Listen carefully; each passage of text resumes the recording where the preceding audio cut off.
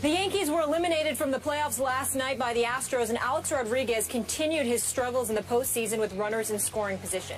A-Rod was 0 for 2 with runners in scoring position Tuesday and is now hitless in his last 19 postseason at-bats with runners in scoring position. A-Rod is hitting .156.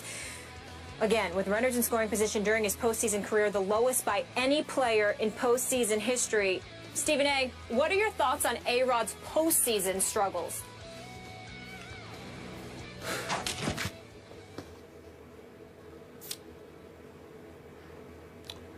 It's embarrassing. There's really no other way to slice it. I'm not going to get emotional. I'm not going to get too upset. Alex Rodriguez has disappointed me as a Yankee fan on so many occasions in so many ways. He's emblematic of everything that's gone wrong for the Yankees in this millennium. They've got one World Series title in the last 15 years, something that Skip has reminded me of. I'm a diehard Yankee fan, and today I'm dead. I'll be back alive. I'll be resurrected next season. I'll root for my Yankees like I always do.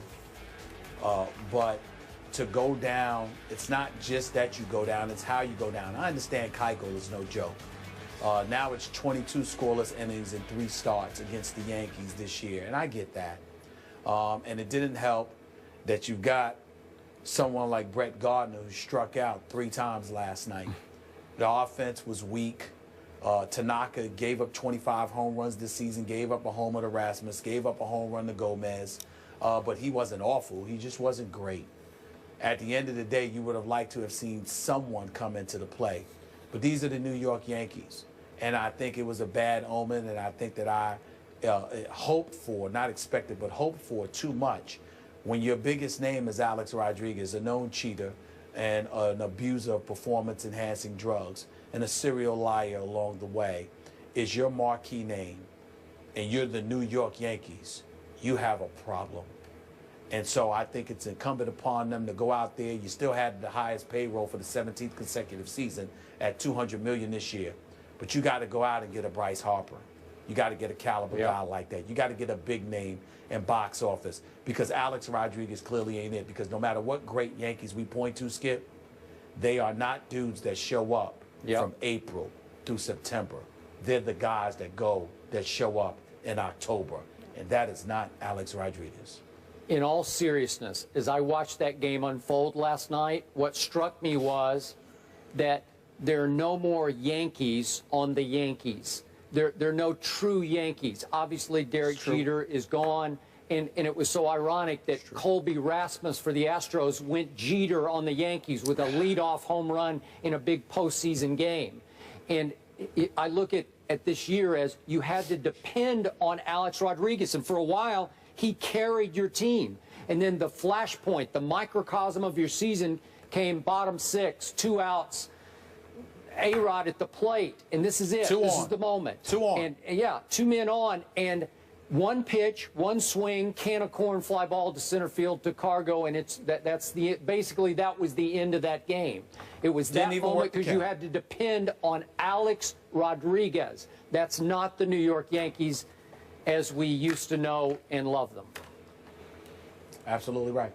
Absolutely right. It means nothing to me what he does in a regular season. You know that. Everything was about the postseason, like I said. And once again, he didn't show up. After swearing, we're playing for CC now. I knew then. You said it. I knew then it was a problem. Yep. More postseason baseball tonight. The Pirates host the Cubs in the NL wildcard game. Thank you to Ronda Rousey, Joanna for joining us, Herm Edwards. Rhonda was great today. I really enjoyed listening. She was fantastic, right? I'm going to read that book, Ender's Game. I saw the movie. I don't know if it's as good as the book. All right, I'm going to check it out. Thank you guys so much for being with us. We'll see you tomorrow. Says now that he's back, he's not looking back, and there's no need to reminisce. I want to correct myself. I apologize. I said you have a personal relationship with Greg Hardy or mentoring him. No, it's Randy Gregory. So let's get that straight first. How do you feel, though, Coach, about Greg Hardy being back in the NFL and playing this weekend? Well, he gets a second chance, an opportunity, and you got to give Jerry and Stephen Jones a lot of credit. You know, they've done this before with players. I wish they would have coached him up prior to him meeting the media. Yes. That would probably have been my way of going about doing it as a head coach. And I said, let's make sure that we understand he's going to face the media here when he's eligible to play. And we got to make sure that he understands there's some things he needs to touch upon, and it's not about football.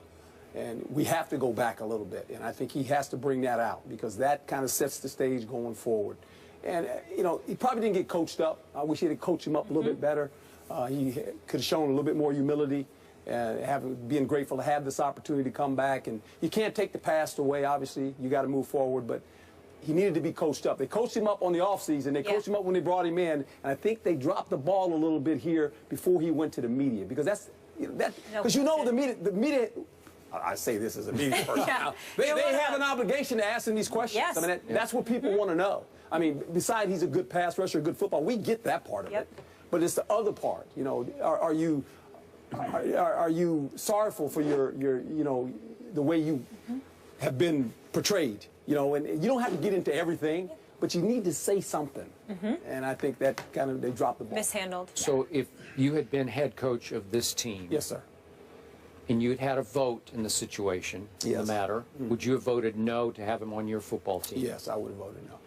That's just. And what if your owner had said, gee, I just think we need him and I want to bring him in? You have no choice, Well, right? if the owner says you bring him in, then I'm going to say I'm going to work with the guy. Okay. And I have no problem going forward. And if they I would know ask me you- my personal opinion, this is what I would say. Okay, that's good. I respect that. And if I know you, if you had Greg Hardy in your locker room and you knew this was going to be his first interview, you would have coached him up personally. Yes. Right? Yes, I'd have And brought him said, up in hey, my room, let's yes. let's talk this out. Let's think this through. You'll probably get asked about X, Y, and Z. Now let's think about how to answer these questions. Yeah, and you know, I dealt with a guy, and you know him, Quincy Carter. We brought Quincy Carter in from the Dallas Cowboys. He was on the street, and Quincy had some issues. Yes, he did. And I told Quincy, here's the deal. Every Tuesday on the off day, you're going to come and you're going to sit with me in my office. We're going to spend an hour every Tuesday. And you got to be here every Tuesday. Off day, don't care about the off day. You come see me. We never talked about football. And we did that until he got ready, and then he actually played for us. Won 2 out of the 3 games. Yep. Chad went down. So, you know, that's me. Now, I'm not saying every coach has to do that, but I felt obligated, hey, I got to help this guy. Because if I can make him a better man, he's going to be a better football player. You think you helped a little bit? I think I did. And if you ask Quincy, he'll probably say that too. Yep. So, you know, that's kind of where it was for me personally. But every coach handles it different. Yep. I'm not saying my way's the best way. It's just the way I would have handled it. I really appreciate that. Stephen A. Conversation's a struggle for me, to be quite honest with you. I remember a few months ago when I was on the air and I was on my radio show and I was talking about how he got convicted via a bench trial in North Carolina. And somebody in the NFL, not the NFL league office, just one of the players, called me and said, Stephen A., I felt the same way. The thing that I can't escape is that he has adamantly stated his innocence. Even after the judge convicted him on a bench trial, he didn't exercise his right to appeal the decision and go to a jury trial, at which time, obviously, the alleged victim could not be found, and supposedly later on we heard that there was a settlement that was reached because the DA could not find her. According to what I heard, I think he's guilty of sin. According to what you heard, Skip, you think he's guilty of sin. I do. Evidently, Coach, one would surmise, based on your position, you believe he's guilty. That's fine. But if Greg Hardy doesn't believe he's guilty, we now have a problem. Because we have a problem because here is a guy that doesn't want to confront the issue and clearly has been coached to deflect and evade in a society where it's not going to be allowed. Whether it's via social media or the media members who are literally and officially in front of his face, who are covering the Dallas Cowboys every day, all day long, they're not going to let this go. They're not going to let Greg Hardy, and I can't believe he doesn't see this, they are not going to allow Greg Hardy to play the entire season, simply get sacks, and just move on and talk about football without ever addressing this. They won't let it happen. And if they have to get it, if they can't get it out of him, They're going to bombard Jason Garrett and the players, his teammates in that locker room, until they get something. Some level of contrition, some level of admission, some level of any kind of explanation as to what has happened. This guy, right now, I think that we need to step up, regardless in this PC world that we're living in. We have to recognize that we believe he's guilty, particularly emanating from what a judge on a bench trial in North Carolina has validated for us all. But this guy has said that he is innocent, and he has proclaimed his innocence, and he is acting like he has nothing to address. Somewhere along the way, somebody is going to have to deal with the reality that he believes along the way he didn't do something wrong. That's scary to me. It should be scary to us, no doubt. But it is a reality that we cannot escape. This guy clearly does not believe he did something wrong. You want to respond? No, you go. All right. Stephen A., thank you for what you just said. Can't tell you from my heart how much I agree with every word you just uttered. And I'm going to take it one step farther. Not only did he show zero remorse for what happened back in Carolina, clearly, he was so emboldened in his new role for his dream team, the Dallas Cowboys, lifelong dream of playing for my Dallas Cowboys. He was so emboldened, he had the audacity to use the phrase without flinching or any regret, I'm going to come out guns blazing, when we all know that his accuser testified that she was thrown onto a couch full of semi-automatic weapons. And he had the audacity, without a single ounce or flinch of regret, to talk about how attractive Tom Brady's wife is. Hope she comes to the game, hope she brings her sister and all of her friends. And then to even think the joke was so funny that he went on to say that he votes for Pro Bowl quarterbacks based on how attractive their wife or girlfriend is. Really? After all you've been through, you're going to go there already in your first Dallas Cowboy interview, the first week you're eligible to play for my Dallas Cowboys? And look, I don't want to be a hypocrite about this. My Cowboys, as you well know from your many years, they have a long history of having troubled players in their locker rooms, renegades, lawbreakers. I could go on and on. I wrote a whole book about it called God's Coach. Tom Landry had a whole locker room. You know all this. Yeah. Okay, so I don't want to be a hypocrite here, but I did tell Stephen A. to start this show.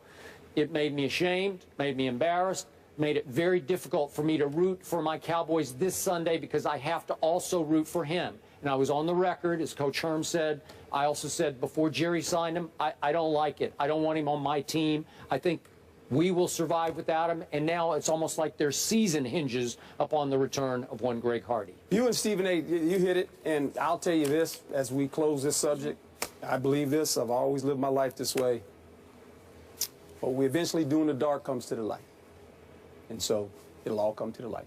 No question. Sooner or later, it'll all come to the light. And as a woman, I really appreciate all your comments, remarks there, and your honesty. Thank you. Thank you. Herm, you're done. You're off the hot seat here, but you're moving on. We know you got a full day ahead. The Yankees, they're done too. One and done in the playoffs. Oh, that's too bad. Oh. That's too bad. So how much is A-Rod to blame for it? Oh, none. Stephen A., we know That's what Stephen he was going to do. That's the Yankees Stephen A. team. Yeah, it's Look, Stephen there he A. spot is. in New Man of the York. moment. Dallas Cowboys. We'll get into it next. Thanks, Coach. Thank you.